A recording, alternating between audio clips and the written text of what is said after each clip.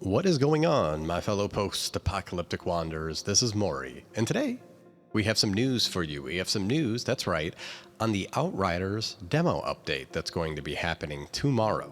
Now, some of the big notes that I wanted to kind of get out there in the open. We won't go through absolutely everything they talked about, but I will include a link to the Reddit article where the developers actually updated it within their subreddit.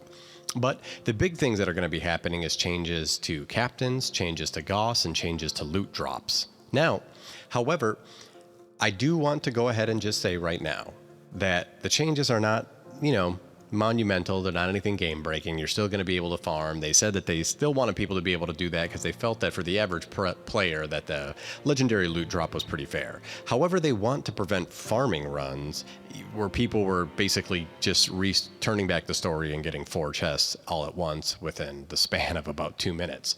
And they didn't feel that that was within the spirit of the game, they mentioned. So towards that end, they decided to redirect farming efforts to mechanics in the game that may be more enjoyable for players to play through and repeat. So in that vein, epic items are no longer going to appear in shops and vendors within the demo. Now, this isn't just for the game, this is for within the demo. Chests will no longer drop legendary items. They didn't clarify whether that was just going to be the demo or not, so it might be something that is actually going to be extended to the main game itself. I suppose we'll have to wait and see.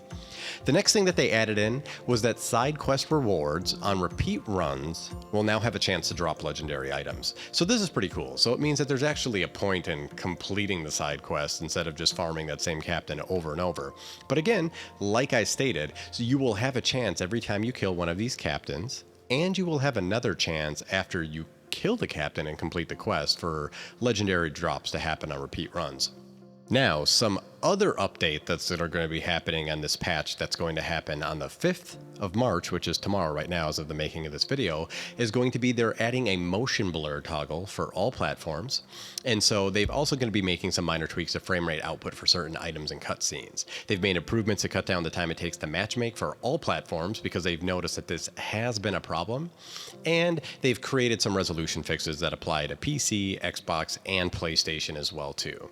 So a lot of this backend update to the demos will be done during a short maintenance period. It's going to be on Friday, March 5th at 3 p.m. GMT. So this is going to affect every platform. I don't think it's something that you are actually going to have to be.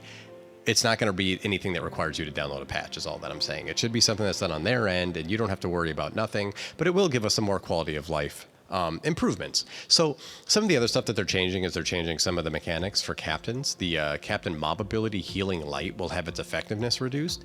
The captain mob ability From the Ashes and Phoenix Aura will also have their cooldowns increased. Some players were kind of finding it tough to fully kill captains when they would proc that Healing Light because it basically refreshes all of their health, and if you don't have anything that's capable of interrupting that skill use, then they're going to get it off and they're going to heal, and it's going to be kind of annoying. So they wanted to make it more fun rather than frustrating and make sure that it was a challenging encounter, but that it was still fun and very doable. Another update that they're going to be doing in terms of enemy mechanic fixing is changes to Goss. So Goss, the final boss that we got to fight in the demo, will have his health points increased for repeat playthroughs. So this is basically just meant to ensure that, he remains fun and challenging for all of us who have been grinding that mission and doing it a whole bunch of times and have become a little bit overpowered in the story.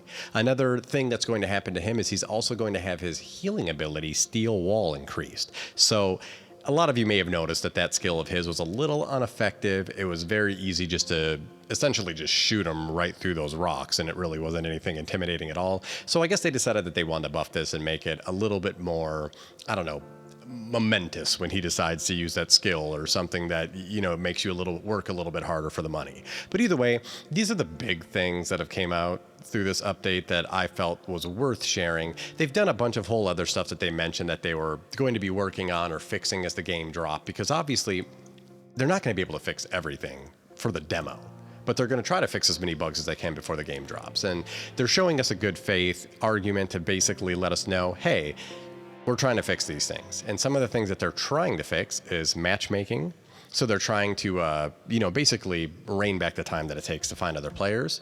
The cover system, they've noticed that a lot of people have been complaining about some of the shifty, whimsical mechanics behind the cover system where you don't want to take cover, you can't turn corners in cover. And so I think that they're trying to look to figure out ways that they can make that a little bit better. Another thing that they're addressing is items disappearing from player inventories, which is apparently people were having problems with. And they just wanted to reassure everyone and let them know that, hey, cheating and using obvious exploits is being looked into, and it's very easy for them to find who's doing it through their backend system, and that their actions aren't going to affect your fun or your gameplay at all. So that being said, I'm going to end this. I'm going to make this real short and sweet. I hope that everybody is having a fantastic week and goes into even having a better weekend. And if you like this content and would like to see more Outriders content in the future, just give this channel a sub. Let me know what you thought in the comments. I try to interact with everybody who comes on here. And yeah, I hope to see you soon.